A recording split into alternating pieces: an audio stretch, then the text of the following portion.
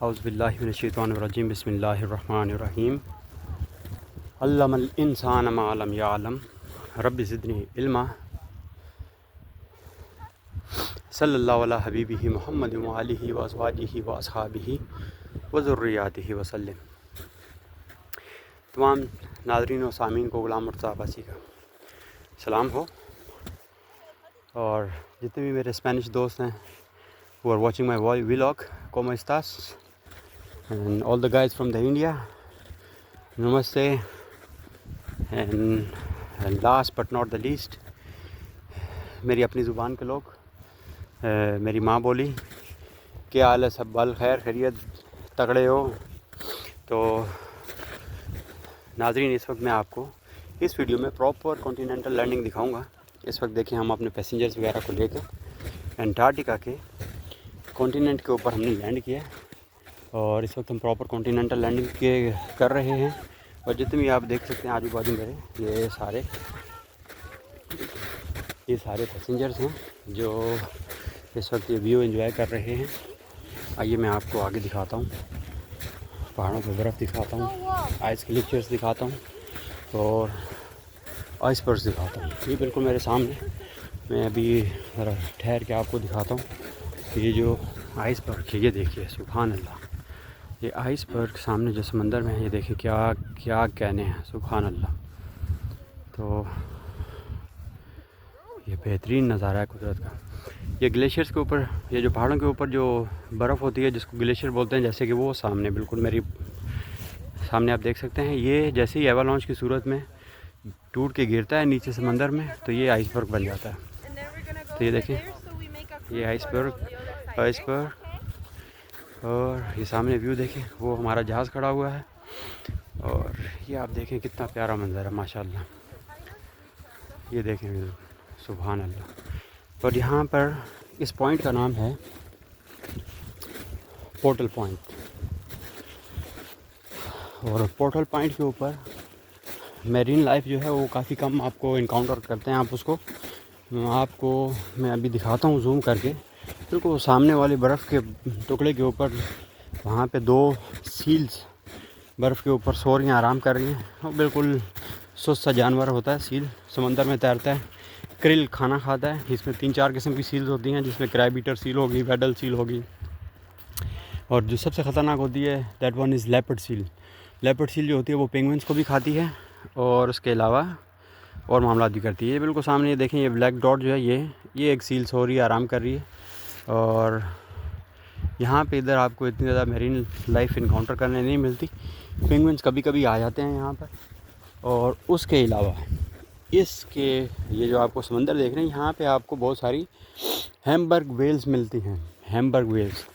सो यहाँ पे golden principle है, the guys who are navigating into the Antarctic and southern seas, they know this golden principle that whenever there is a blow you have to keep slow।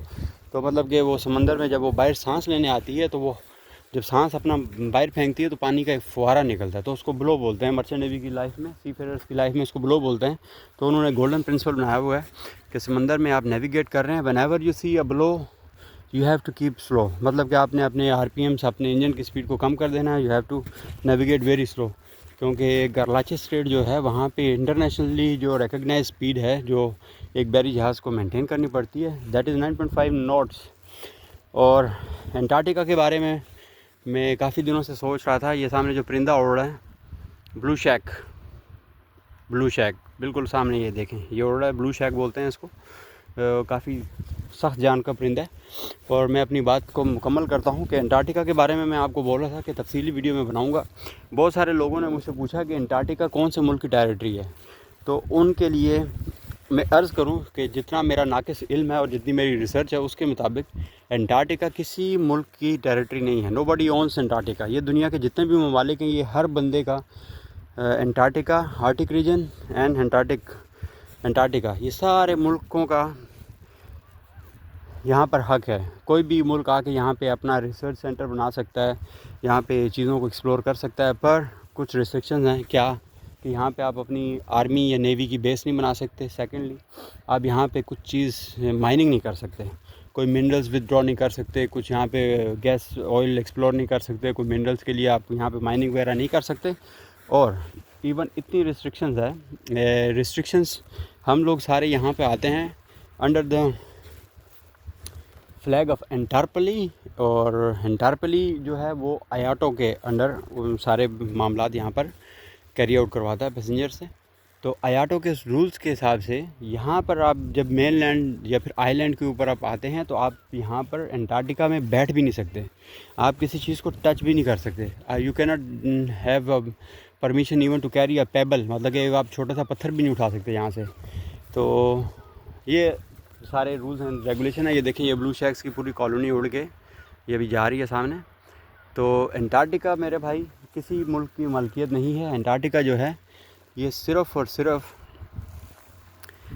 तमाम दुनिया के जितने भी ममालिक हैं, ये तमाम के तमाम का अंटार्कटिका इसके ऊपर मलकियत है। वो अपने यहाँ पे आके रिसर्च सेंटर बना सकते हैं। इस वक्त मेरी मालूमात के मुताबिक 90+ रिसर्च सेंटर हैं, जिसमें इंडिया, हमारे पड़ोसी मुल्क इंडिया का भी रिसर्च सेंटर है यहाँ पर। और ऐसे ही मामला चलते हैं। और दूसरा जो सबसे इम्पोर्टेंट चीज़ मैं आपको दिखाता हूँ, ये सामने जो आप आइसबर्ग देख रहे हैं, ये ग्लेशियर देख रहे हैं, इसके ऊपर आप देखें ये लाइंस आपको दिखेंगी, देख रहे हैं ये लाइंस दिख रहे हैं।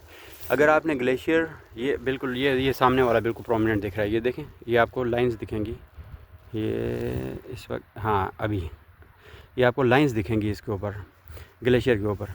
अगर आपने ग्लेशियर की ज़िंदगी नापनी हो कि भाई ये कितने साल पुराना है, तो ये एक लाइन जो है वो एक विंटर को शो करता है। अभी आप ऊपर से नीचे तक गिनना शुरू करें तो आप गिनती भूल जाएंगे। ये बहुत सारी लाइनें हैं, ये हज़ारों साल पुरानी बर्फ़ है, हज़ारों साल पुरानी बर्फ़ है। अभी हम 64 डिग्री लैटीट्यूड के ऊपर हैं, और यहाँ तक कहा जाता है कि मज़ीद साउथ की तरफ जाएं आप 70 degree latitude plus 66 and above latitudes के ऊपर आप जाएं तो वहाँ पे आपको 5-5 किलोमीटर बर्फ़ दिखेगी। 5-5 किलोमीटर बर्फ़ बोलने से आसान है, माने रखती है। 5 किलोमीटर बर्फ़ की थिकनेस, और उसके नीचे फिर आपको मेनलैंड अंटार्कटिका की दिखती है। सुभान अल्लाह, क्या चीज़, क्या कहने हैं।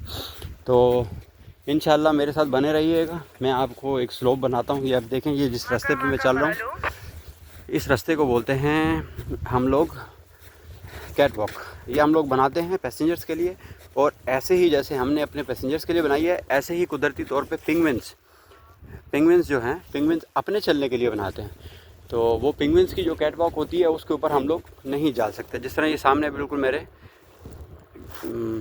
ग्लेशियर के ऊपर आप ये देख सकते हैं, ये लाइनें जो फुट स्टेप्स मार्क हो रही है, सीधी सी लाइनें बनी हैं, ये पिंगविन्स की चलने की लाइनें हैं। वो देख रहे हैं आप कैट वॉक, ये पिंगविन्स की कैट वॉक है। इसको हम अवॉइड करते हैं, हम इसके ऊपर कभी नहीं चलते। तो मेरे साथ बने रहिएगा मज़ीद वीडियोज़ के साथ। वीडियो लंबी हो रही है, तो इंशाल्लाह मज़ीद वीडियोज़ के साथ मैं आपकी खिदमत में हाज़िर होता रहूँगा। और आपके मोहब्बत और प्यार का बहुत शुक्रिया। मेरे साथ बने रहिएगा, और इंशाल्लाह मज़ीद हम वाइल्ड लाइफ, अंटार्कटिका की वाइल्ड लाइफ को इनकाउंटर करेंगे, और मज़ीद एक्सप्लोरेशन और एक्सपीडिशन की वीडियोस के साथ मैं आपकी खिदमत में हाज़िर रहूँगा। और इसी के साथ वो मेरा दोस्त खड़ा है नीचे ऑरेंज बॉयलर सूट में, एक्सपीडिशन लीडर अर्जेंटीना का है। तो उसने मुझे बोला कि आप ऊपर जाओ, आप एक प्रॉपर व्यू ऊपर से आपको मिलेगा, आप एक अच्छी सी वीडियो बनाओ। तो अभी मैं वापस जा रहा हूँ बैक टू द बेस। तो इंशाल्लाह बने रहिएगा मेरे साथ। इंशाल्लाह नेक्स्ट व्लॉग में आपके साथ मुलाकात होती है एक अच्छे मैसेज के साथ। ख्याल रखिए, तमाम अपने इर्द गिर्द जितने भी लोग हैं आपके, उन तमाम का ख्याल रखिए। खुशियाँ बांटिए, खुशियाँ बांटने से बढ़ती हैं। और आखिर में मेरे स्पेनिश दोस्त जो वो like and watch my vlog, just for them. Hasta la vista baby, thank you very much, goodbye, Allah Hafiz.